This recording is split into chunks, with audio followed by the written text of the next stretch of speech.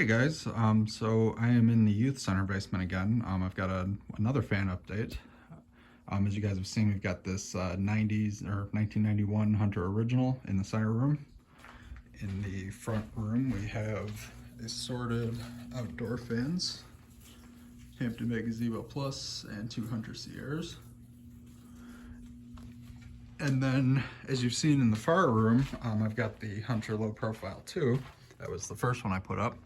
Well, I decided to put up another one. So there's a Low Profile 2.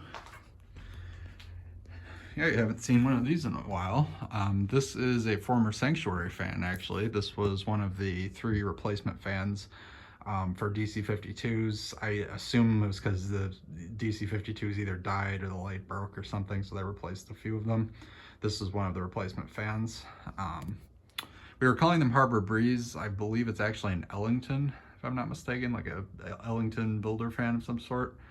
It's definitely a cheapo, no doubt about that, but I don't mind these. They're kind of neat.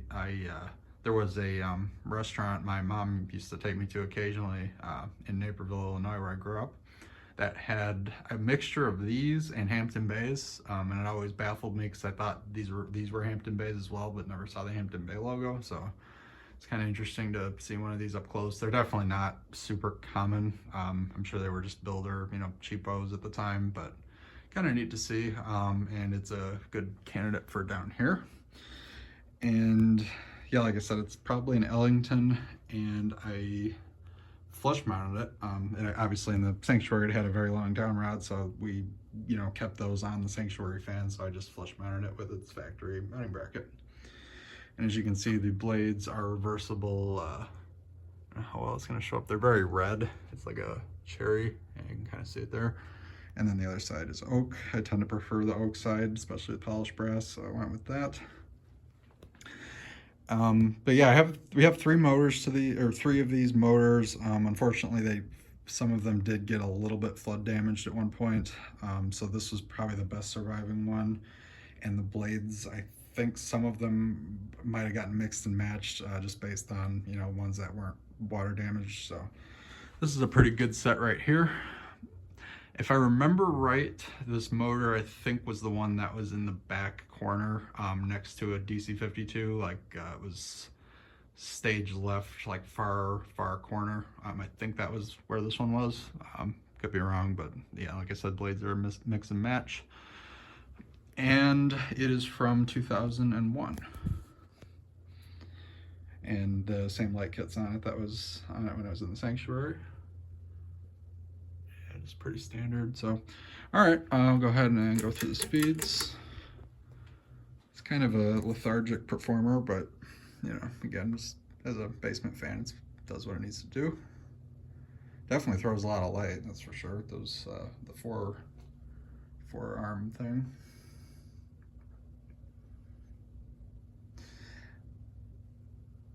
Yeah, it's a weird thing because I always thought these looked very Hampton Bay, and yet, with the standard irons, you definitely could tell something was a little different. Yeah, and obviously the blades are, various conditions of warped one way or another. But since it's flush mounted, it's not really going to wobble, so that's good. And pretty average low, a little bit of a breeze, nothing too crazy.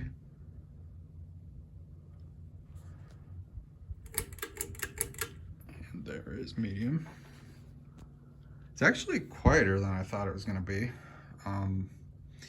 All the basement fans have been kind of interesting with noise because it seems like it just comes down to where you mount it. Like this fan obviously is just a cheapo spinner motor. I'm sure the coil tap speeds, and yeah, it's really not that noisy. And even the low profile 2 is pretty quiet too. Sometimes these 90s Hunters definitely hum.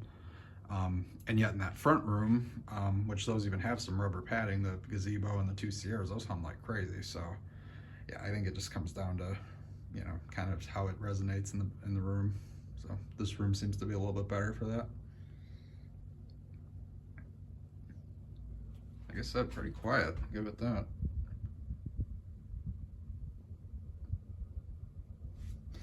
All right, and then let's go to high. You can see there's a little bit of ceiling paint on some of it here and there because you know, it was in the sanctuary, so I think when they repainted the ceiling at some points in time, might have got a little overspray on it.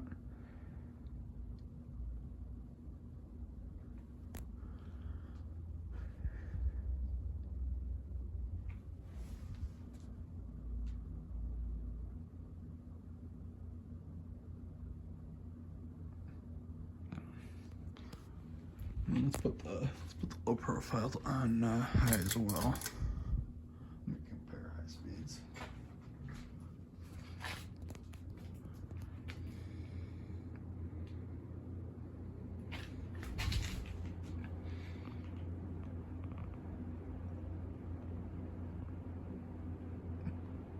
So I think the low profile's faster, but I think the Ellington is steeper pitch.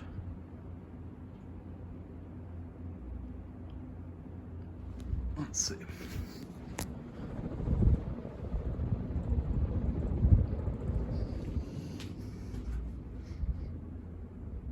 Yeah, it's pretty darn close in terms of airflow.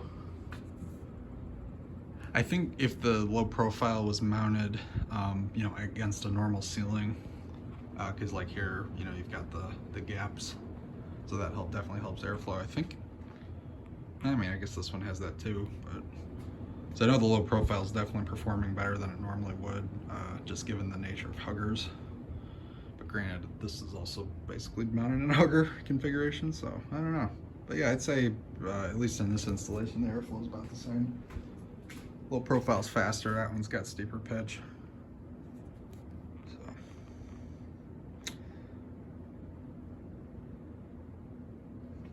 So we've already shown spin down on the low profile, so I'll go ahead and turn this one off.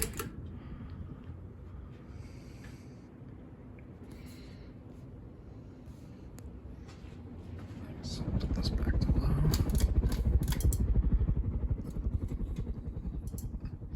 And yeah, these are, we leave these unplugged and we're not down here just you know, for safety reasons. Yeah, you can definitely see one blade's worked pretty good on that one. That might be one of the ones that was off of a different set.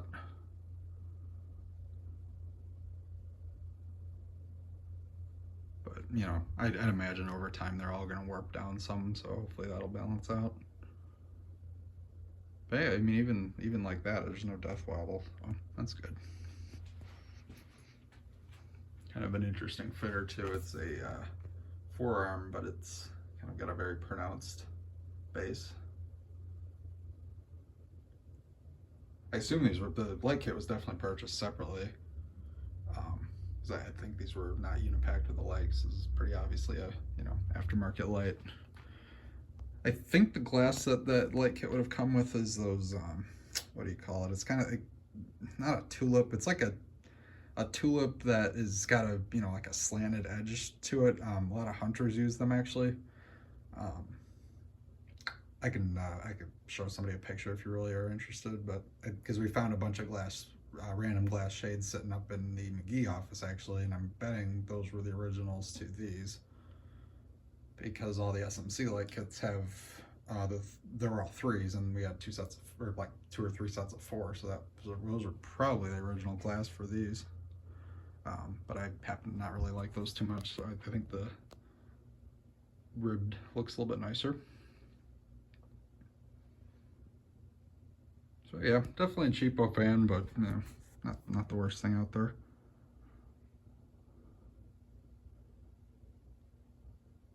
I actually have a set of cane blades that fit these irons, or at least pretty close enough that I mean, I have to drill it out a little, but they would look really nice on here. So if I ever were to mount this somewhere that wasn't the youth center basement, I'd probably put those on. But anyway, so that is that. So yep, 1998 low profile 2 and 2001 Ellington builder fan. Final look through. 91 original. I believe 2003, I want to say. 2003 Gazebo Plus and a couple of Sierras from 2009. So thanks for watching. Hey guys, so this is Rick and I'm at Youth Center, as you can see.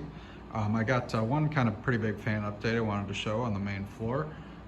First of all, as you can see, the two SMC A52s are still going strong. And of course I have the trash picked air conditioner going as well. It definitely helps. So you guys know the eating room here has had this footprint vent fan for quite a while. This was the replacement fan for the DC52 that was having a mounting issue.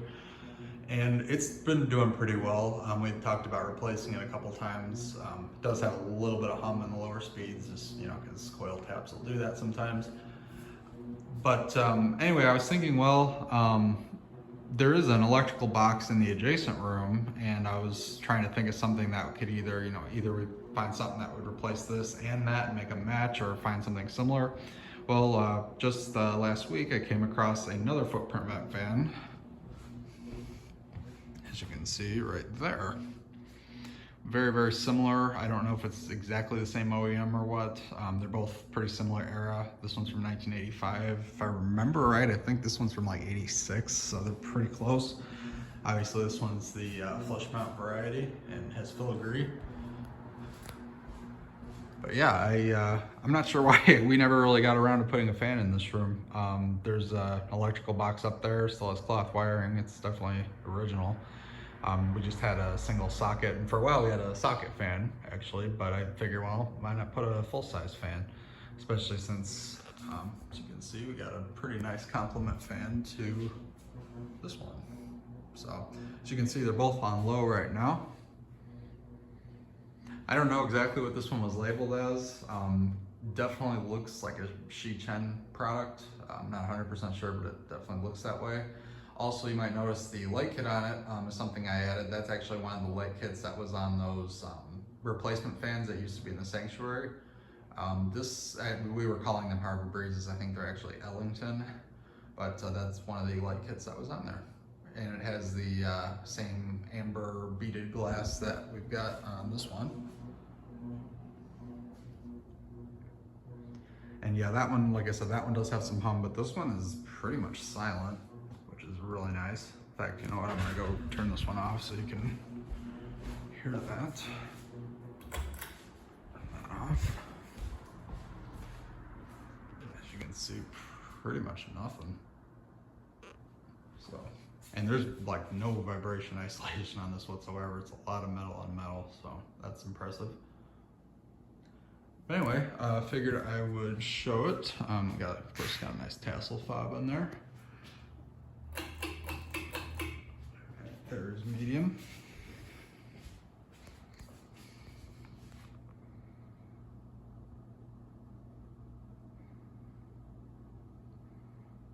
Pretty solid runner. I mean, it's not crazy powerful or anything, but it's, par for the course for a residential fan like this. I was impressed. The cloth wiring in that box is actually in remarkably good shape. Because, given that it's Youth Center, some of the wiring isn't the best. But this box is actually in pretty good shape, so I feel pretty good having a fan on there. I mean, maybe a tiny bit of hum, but I mean, it's pretty much near silent. And the light kit obviously would have had a center pull chain to turn it on and off. For whatever reason, we must have removed that. Maybe we needed it for something else. I honestly don't remember. But I didn't bother putting a pull chain on it just because I didn't, there's really no reason we'd ever need that light off. This is mostly just an office. So, I mean, if you're in here, you probably need the light on. So we could always add it in if need be, but just stuck it on there as is. I know it's hard to see. It's actually got an antique brass switch cap. I do have a polished brass one on order. I unfortunately did not have one on hand, so this is what I use in the meantime, but I will definitely get that switched out soon. All right, and then let's go to high.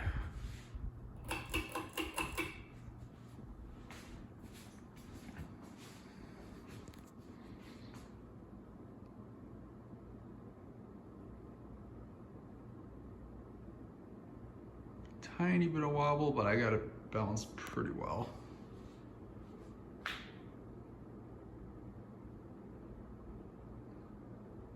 Yeah, I mean, decent performer. I mean, I feel it over here.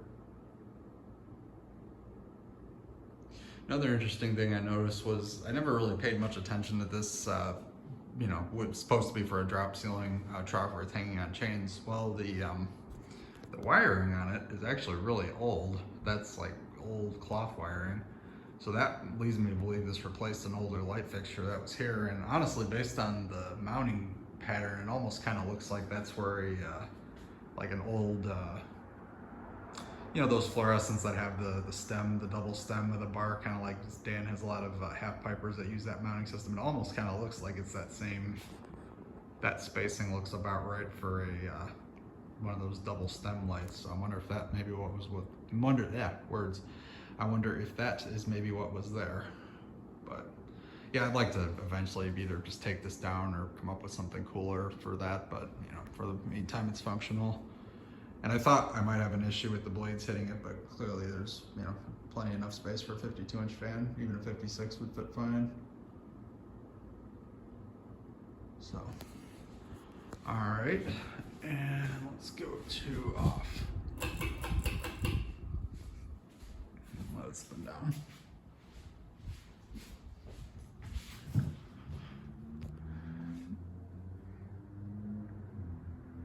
Yeah, I don't know. We had talked about putting fans here, and I guess just never got around to it. But I figure, you know, since I just got this neat footprint vent fan that kind of loosely matches the other, why not put it in the next room? So, yeah, and this was at a Goodwill of all things. You don't see fans like, you don't see used 80s fans at Goodwill very often, especially in the last, you know, 10 years or so. So I was very shocked to find that. It's in cosmetically great shape too. Needed a little bit of TLC, unfortunately. Wherever took it down, cut the lead wires. So I had to redo the lead wires and, you know, a few adjustments here and there, but everything came together pretty nice. And you can see it does have that really nice kind of fancy stencil.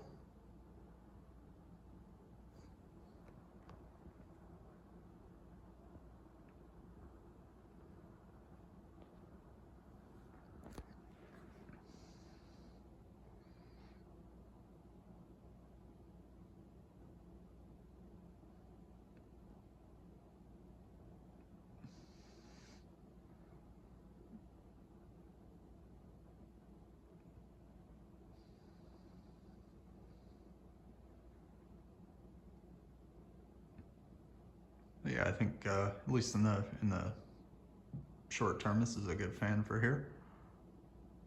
Could always swap it for something else. Luckily, this box seems to be pretty stable, so I could, you know, got some other fan options we could put here. But for now, I think this is a good one.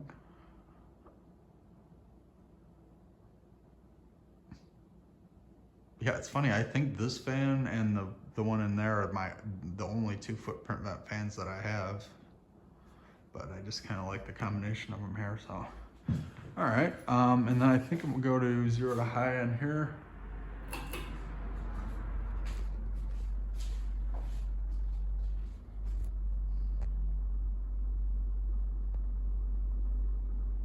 Good bearings too.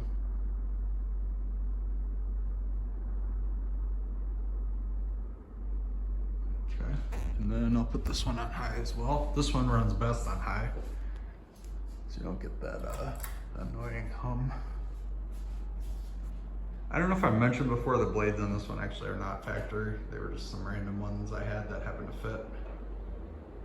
This was a scrap bin find from eons ago. It was just the motor. Anyway, here are the two footprint vent fans on full blast. It's one of those installs where they're similar but not exactly the same, so that's always fun.